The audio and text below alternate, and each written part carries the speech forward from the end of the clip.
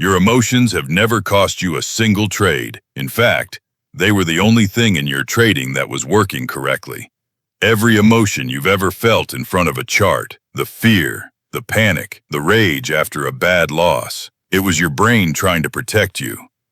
I know this sounds weird for you, but let me ask you something. When was the last time you sat in a losing trade, knowing you should close it, and didn't? Why didn't you close it? What was actually happening inside you in that moment? It wasn't fear, it wasn't greed, it wasn't a lack of discipline or anything you've been told it was. It was something underneath all of that. Something hidden that has been running your trades since the first day you sat in front of a chart, and nobody, I mean nobody, ever told you to look for it. Here's what's going to make this video different from everything you've watched before. We're not going to talk about how to control your emotions. We're going to find out what they've been trying to tell you the whole time. But let me be clear, I'm not going to explain that to you. Explanations don't change traders. And if you're watching this, explanations have already failed you. You've read the books, you've watched the videos, you understand the concepts, and you still did it. So instead of explaining, I'm going to show you.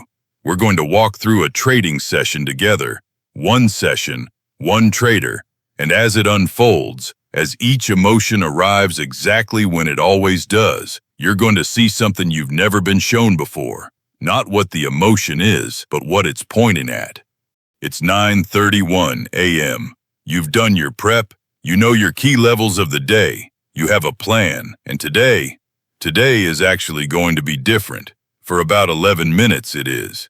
You spot a clean setup, you wait, you enter exactly where you should. The trade moves in your direction. You're up, not a lot, but up. And for a brief, almost uncomfortable moment, there's this feeling of control, like maybe you finally figured something out. Then you glance at a different chart, and it's moving. Fast, really fast. In that moment, your brain does something that takes half a second and feels completely involuntary. It calculates exactly how much money you could have made if you'd been in that trade. You weren't. And just like that, the first emotion walks through the door. We call it FOMO, fear of missing out, but that name is too soft, because what you're actually feeling isn't a fear, it's a pull, like a physical force pulling you toward the buy button. Your breathing changes, everything narrows, and there's this voice that's shouting in your head, I cannot miss this one. Every trader lived and felt this. There's a psychologist, Tendler, who spent 15 years inside the minds of the best traders in the world. And what he found about this specific moment is the thing that's going to make you question everything. When FOMO locks in, when that pull takes over, your working memory physically shrinks. Under normal conditions, your brain can hold 7 to 9 pieces of information simultaneously. Under emotional pressure, you're down to 2 or 3, maybe less. The version of you that enters this trade is a weaker version, operating on fragments, cutting corners in its analysis that it doesn't even know it's cutting. And yet, you click. Why? Why do you still act when you know that you are executing on FOMO state? Because the core driver of FOMO is not the fear of missing a move. It's the unconscious belief that this is the last opportunity that will ever exist. Read that again slowly. Your brain, in that exact moment, cannot see a future where another trade like this one comes along. Not rationally, not consciously, but deep in the wiring, something is running a program that says, if you don't get in right now, it's over. You don't get another one. You know that's not true. You've told yourself 100 times that there's always another trade, but knowing something and believing it at the level where your body acts on it, those are two completely different things, and right now, your body believes it. So you chase. Late entry, terrible price, and within 30 seconds the move reverses hard. You're immediately in the red, staring at a position that was looking so good from the outside, and now feels like a trap, and that's when the second emotion enters. Fear of losing. Here's what I need you to understand about fear. Something the trading gurus consistently gets wrong. Fear in trading doesn't always look like hesitation. It doesn't always look like paralysis or second guessing. Sometimes fear looks like the most decisive, aggressive action you took all day, because fear has multiple faces. And the one that just walked in, while you're sitting in this red position, is the one that quietly destroys more accounts than any other emotion on this list. Your position is down. You could close it, take the small loss, move on. That's what the rules say. But unfortunately, you don't close it. You tell yourself something that sounds completely reasonable. I'll give it more room. The setup was still valid. Price will come back. That sounds like discipline. It sounds like patience, like the kind of thing a professional trader would say. But let me ask you something, and I need you to be honest with yourself here. What does losing actually mean to you? I am not talking about the money nor the account. I mean, what does it mean? Because for most traders, a loss is never just a loss. A loss is proof of something, proof that you're not good enough, that the doubters were right, that all those hours, all those courses, all those mornings you woke up early and studied, it was for nothing. Or a loss is a threat to your identity and to the version of yourself you've been building, the full-time successful trader. That's what's actually on the line when you're looking at that position. Not only the dollar amount, but everything that dollar amount represents. And here's the devastating part. Your brain knows it, so it does what every brain does when something existential is threatened. It protects you. It widens the stop. It tells you convincing stories about support levels and mean reversion and why this particular trade is special, and the loss grows. You close it eventually, way later than you should have. The damage is bigger than it needed to be. Not catastrophic, but it hits somewhere specific. In that place that doesn't track dollars, it tracks something else entirely. And for about 45 seconds, you tell yourself you're fine. Then you look at your account balance, and something shifts. Very quietly, very invisibly. Because this is where most people think the story gets simpler. You took a loss, you feel bad about it. So naturally, you'll be more careful now, more controlled, more patient. That's not what happens. What happens next is something that has a specific name, a specific mechanism, a specific pattern that I have watched destroy trading accounts from the inside out. And once you truly understand it, at the level we're about to go, you will never look at your worst trading days the same way again. We are talking about probably the sneakiest and the most dangerous emotion in trading: greed. There is a useless popular piece of advice in trading that goes something like this. Greed is wanting too much money, so just want less, just control it. That advice is a complete bullshit, and here's exactly why. There's a difference between ambition and greed. Ambition is healthy. Ambition is the reason you're here. It's what made you study the charts, build a system, put your money on the line. Ambition is the competitive drive to be great at something that matters to you. Greed is what happens when ambition loses its anchor, and you can watch it happen in real time if you know what to look for. After that loss, you're behind. You're already cooked, and the market is right there, open, moving, and your brain, without telling you what it's doing, rewrites the mission. It's no longer find a high-quality setup and execute. It's more like get back to even. That shift, from seeking edge to seeking survival, that's the line between ambition and greed, and most traders cross it without feeling it happen. Because when you're behind, every trade has a different weight. You're not evaluating probabilities anymore. You're evaluating how fast you can undo the damage. You're scanning charts not for setups, for solutions, something that moves fast enough to make the red number turns green. So you take a trade, and it works, and that's when the most dangerous thing happens. The relief, the dopamine spike, the feeling of, I knew it.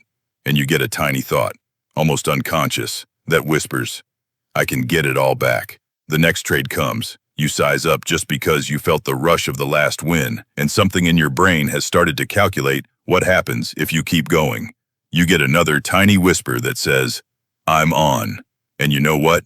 The second a trader believes they're on, really believes it in their mind and body, their decision-making is fucked up. The criteria soften, the entries get looser, risk management becomes something they'll get back to later. Because right now, the market is cooperating. Right now, everything they touch seems to work. And there's this feeling, this intoxicating, dangerously convincing feeling of invincibility. Tendler calls this overconfidence, and the mechanism behind it is brutal. When you're overconfident, higher brain function degrades instantly.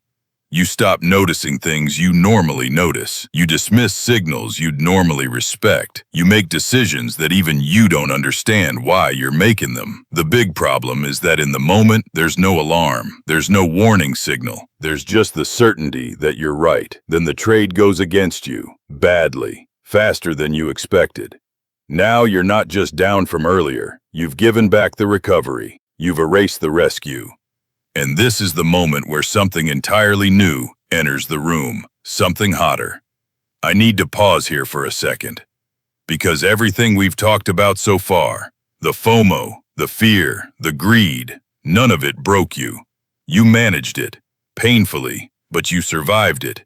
Your account is wounded, but you're still here, which means what's about to happen is the most dangerous part of this whole sequence. Because the most catastrophic moments in trading don't happen at the bottom of the spiral. They happen right here, in the recovery, when you're just rational enough to think you're back in control, when the voice in your head sounds calm and reasonable again, and that's exactly when the trap closes. In poker, they call it tilt. Jared Tendler introduced the word to trading, and it's the right word, because tilt doesn't mean anger, it means something more precise. Tilt is what happens when emotional overload shuts down higher brain function. Completely. When you're on tilt, the part of you responsible for planning, risk assessment, self-awareness, emotional control, everything that makes you a trader, goes offline, not as a metaphor, as a literal neurological event. Emotion floods the system, and higher brain functions stop. What's left is pure impulse, and that impulse has a very clear, very specific direction. Get it back, and make the market pay for what it just did. This is revenge trading, and it's the point in a bad session where accounts don't just get hurt, they get destroyed. But here's the one thing about revenge trading that makes it so uniquely and specifically devastating. Revenge trading isn't just anger. It's anger combined with a crack in your confidence. Stay with me here, because this is important. If it were just anger, pure tilt, nothing else, you'd eventually run out of steam. The anger would peak, the cortisol would drop. You'd exhaust yourself and stop. But when that anger is fused with a confidence wound, with the part of you that needs to prove something, that cannot end this day as a loser, that has its entire sense of competence and identity riding on what this screen shows, the anger doesn't cool down. It feeds, because every additional loss doesn't reduce the need for revenge. It amplifies it.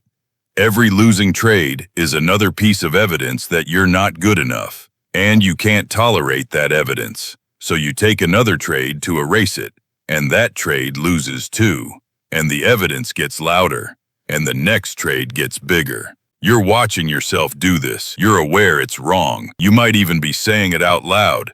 Stop, stop. What are you doing? Close the screen, but your hands keep moving. I used to suffer from this revenge spiral, so I know exactly how bad and ugly it is. I knew the rules by heart. My strategy was crystal clear, but I just couldn't access those informations at that state. The part of my brain where those rules live wasn't in the driver's seat anymore. And the worst part in all of this, the part that took me a long time to really understand, and it might be the most important thing in this entire video, you can know all of this. You can study this exact framework. You can understand the neuroscience. You can read Tendler's book cover to cover. You can explain this to someone else with complete accuracy. And still, in that moment, you will not be able to stop. Because knowing something and believing it at the level where your body acts on it are two completely different things. And there's one more piece to this, one more layer that explains why tomorrow might be even worse than today. Accumulated emotion, the bomb. When you sit down tomorrow morning, after a session like this one, how much of today are you carrying with you? Most traders will say nothing. I reset. Fresh slate. New day. I'm a professional. That's completely bullshit. Emotion doesn't fully reset overnight. After a day like this, your brain digests most of it. The sharp peaks soften. The immediate rage fades, but residue remains.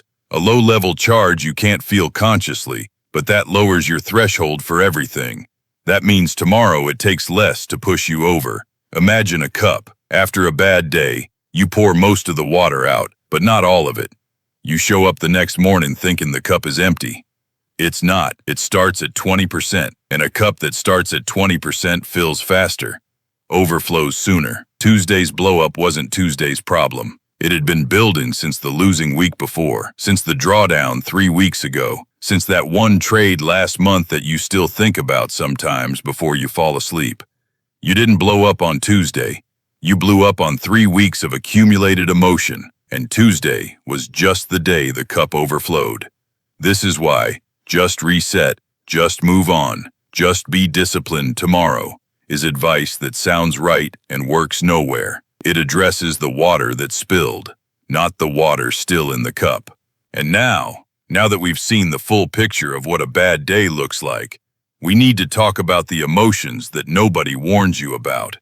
The quiet ones, the hidden ones, the ones that don't announce themselves, the ones that don't make you feel out of control, so you don't even know they're working on you. Think about this for a second. Fear, greed, and revenge trading. At least you can feel them. At least they make noise. But the next 3 emotions? You won't even know they're happening until it's too late, until you're looking at your account balance, completely confused, thinking, I wasn't even emotional today. I was calm. I don't understand what happened. I'm talking about the 3 invisible killers. It's 11:47 a.m. The market has gone sideways. Nothing is moving. Your setup hasn't appeared. You've been sitting here for almost an hour, watching bars form, doing nothing. And slowly, something shifts. Not a feeling, not an emotion you can name, just restlessness. A subtle need for something to happen. An itch. And here's what your brain does when that itch gets loud enough. It starts quietly lowering its own standards. This is boredom making its way to take a piece of your trading account. That setup that needed all 5 criteria yesterday, it only needs 4 today. That trade that looked marginal this morning, it looks borderline acceptable by noon. The risk/reward that was slightly off at 9:45 a.m. is somehow fine, now at 11:50 a.m. You don't notice this happening. That's the whole point. Boredom doesn't announce itself the way fear does. It doesn't spike your heart rate. It doesn't feel dangerous. It just quietly adjusts your filters until a bad trade looks acceptable. Until the absence of a trade feels more uncomfortable than a bad one. And you take it. You take that trade completely out of boredom, since you have nothing to do. Somewhere, without you deciding it consciously, your brain made a calculation. A bad trade is more exciting than no trade. Tendler is ruthless about this. Your job as a trader is not to trade. Your job is to be a professional observer. Someone who sits with precision and patience and only moves when real edge appears. Boredom makes you forget that. Boredom turns waiting into failure, and failure is intolerable. So you act, and you call it a trade. Now, let's move to the second invisible killer, hope. Hope is one of the most dangerous emotions not only in trading, but in life in general. Not because it's negative, because it's passive, because hope is the emotion you feel about things you cannot control. And when hope enters a trade, or let's say, when you stop executing and start hoping, you're already lost. You've blown past your stop, way past, but you're still in the position, watching it, waiting. It'll come back. Just give it more room. It always finds support here. These are not analytical statements. These are prayers. You are praying to the market. You have handed the wheel to something indifferent and told yourself it's a strategy. Tendler writes about this directly, and it hit me hard when I first read it. Hope in a losing trade isn't optimism. It isn't resilience. It's the moment you've run out of control and replaced it with wishing. And what does that prayer actually cost? It cost a lot. It costs you the mental capital, the time, and the emotional bandwidth that could have gone toward the next setup, the one with real edge, the one that was actually in your plan. You stayed in the prayer so long that by the time you finally closed it, the real opportunity had already moved without you. And now you're down on a trade you should have cut early and flat on a trade you should have taken. Both wrong, both expensive, both invisible, because you never felt out of control. You just felt hopeful. And then someone arrives through the back door, the commander of our three invisible killers, the state that rarely gets talked about because it's too raw, too close to something traders don't want to name: desperation. You've been grinding for weeks, maybe months, and it's not any single session that broke you. It's the cumulative weight of all of them stacked on top of each other. The drawdown that won't end, the strategies that worked for a while and then stopped, the promise you made yourself 6 months ago that you haven't been able to keep, and somewhere in there, something changed. The feeling is hard to describe. It's not quite panic, not anger. It's more like a growing sense that the window is closing, that you're running out of time, that something larger than a trading account is at stake. Something about who you are and what you're capable of, and whether any of this was worth it. I mean, everyone has felt this at least once. When that feeling gets big enough, you just find yourself doing things you can't explain. Doubling a position with no plan, entering trades you'd call reckless if your friend showed them to you, sitting in losses so large they've gone beyond pain into a strange kind of numbness. Tendler is direct about what this state means. When desperation is driving, you are no longer trading. You are performing an emergency extraction from a psychological state that has become unbearable. You are trying to use the market as an escape hatch from your own mind. And guess what? The market has never been kind to anyone in that state. So, we've just spent a lot of time in some very dark places together. And I want to ask you something. As you've been watching this, as we've walked through FOMO, fear, revenge, boredom, hope, and desperation, how many of those have you lived? I mean, really lived, in your body, in front of a screen, alone, at a time when no one was watching? If the answer is more than one, if any part of this video has felt less like a lesson and more like someone reading your trading journal out loud, then I need you to understand something that completely rewires how you think about your own psychology, something that most of the trading gurus has been getting wrong for years. Every emotion we just talked about, from FOMO to desperation, none of them are the actual problem. It sounds insane, but think about this. When you get a headache, you take a painkiller. The headache goes away. But what if that headache was caused by something deeper? A structural issue, a real problem that the painkiller is masking. The pill didn't fix anything, it just delayed the diagnosis and made it harder to find the real source.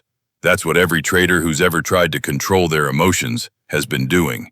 They've been taking the painkiller. Tendler's framework is built on one foundational shift, a shift that sounds simple but changes everything. Emotions are not your enemy. Emotions are signals. They are your mind pointing at a hidden flaw, a wrong belief, a biased assumption, an illusion you've been carrying. That is the actual source of the problem. When you feel FOMO, the emotion isn't the issue. The signal is pointing at an unconscious belief that there will never be another opportunity like this one, and that belief is what needs to be found and corrected. When you revenge trade, the emotion isn't the issue.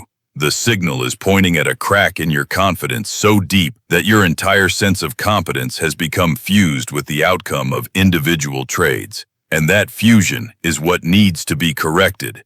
This is why control your emotions will never work. Because you cannot win a war when there's no enemy. You cannot win a war against a signal. You can only address what the signal is pointing at. Listen to this carefully. When you fix the root, when you find the actual flaw and correct it, the emotion stops getting triggered, not controlled, not suppressed, gone, because the signal has nothing left to point at.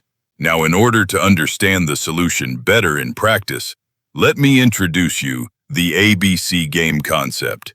Tendler describes 3 levels of performance. Your A game, when you're in the zone. Clear, sharp, reading the market with precision. Your plan is unfolding correctly, and your execution feels almost effortless. Your C game, your worst. The version of you that makes trades so obviously wrong that you can't explain them afterward. The version that exists in every blow-up session you've ever had. And your B game, everything in between. The problem is, you can only guarantee your C game. Your A game has to be earned every session. Your C game shows up automatically the moment the conditions are right, when emotion overloads the system, when accumulated emotion fills the cup, when something existential gets triggered. And here's why traders consistently destroy themselves. They spend all their energy pushing the A-game higher. More strategies, more setups, more information, more of everything that makes the top of their range better. And then one Thursday, under a little pressure, on a little less sleep, after a week that was already slightly difficult, the C-game arrives. And in 1 hour, it levels everything they built, because you cannot outperform your worst. The path to consistency isn't a higher A-game. It's a narrower range. Less distance between your best and your worst. That's where real consistency lives. Not in hitting more home runs, in never letting the blow-up sessions happen. Your C game is the crack in your foundation, and every time you ignore it to focus on the front end, every time you push for a new peak without fixing what's behind you, you're building on a crack that will eventually swallow everything above it. So what does it actually look like when this work starts to happen? When you stop fighting the signal and start finding the source, it doesn't look like becoming a robot. It doesn't look like flatlining your emotions. Tendler is explicit about this. The goal is not emotional silence. The goal is resolution, which produces something richer than control, something more powerful than suppression. You feel the pull of a fast-moving chart, but you've done the work on the belief underneath. You've found the flaw, the thought that says this is the last one, and you've corrected it at the root. So you feel the pull, and you don't move. Not because you forced yourself to stay still, because the authority behind the pull is gone. You take a loss. It stings, but when that sting no longer touches something existential, when a loss no longer means you are not good enough, it becomes information, something to file and use, not something to survive. You sit in a sideways market for an hour, and instead of restlessness, there's a different feeling. Readiness. Clarity, because you've corrected the belief that waiting is failure, because you really know, that your job is not to trade, it's to be there, with precision, when the edge appears. This is what traders call the zone, not the absence of emotion, not a flatlined robotic state, but emotion fully present, energized, alive, competitive, but so aligned with reality that it doesn't distort your thinking. It sharpens it, because the signals and the source are finally in sync. Here's the real question I want to leave you with. You came into this video knowing your rules, your system, knowing technically what you're supposed to do. You've probably proven to yourself that when everything is right, you can actually trade. The question was never your knowledge. The question was always, why can't I access that knowledge when it matters most? And now you have the beginning of a real answer. A deep structural answer, not some motivational bullshit. The emotion that fires in that critical moment, the one that makes you click when you shouldn't, hold when you should close, revenge when you should walk away. That emotion is a signal. It is pointing at something underneath that hasn't been examined yet, a belief that was installed without your permission, and until you find it, no amount of rule writing or risk management or journaling will permanently solve it. You can trim the weed as many times as you want. Until you get the root, it keeps growing back. So, here's where we are. Now, you have a knowledge most traders never get. The knowledge that the emotion was never the enemy, it was just a signal. But knowing that signals exist is only the first step. The harder part is learning to read them in real time, while the market is moving, while your heart rate is up, while every instinct in your body is screaming at you to act. And that's exactly what's coming next. Because this video was the map. What comes next is the field guide. I'm building a full series, one video for every single emotion we talked about today. FOMO, fear of losing, greed, revenge, boredom, hope, desperation. Each one gets its own. We will dive deep into every emotion's signals and decode them, so that the next time it fires in your body, you don't just feel it, you understand it. So if this video hit something real in you, if any part of it felt less like information and more like recognition, then the next video was made for you. Subscribe and turn the notification on.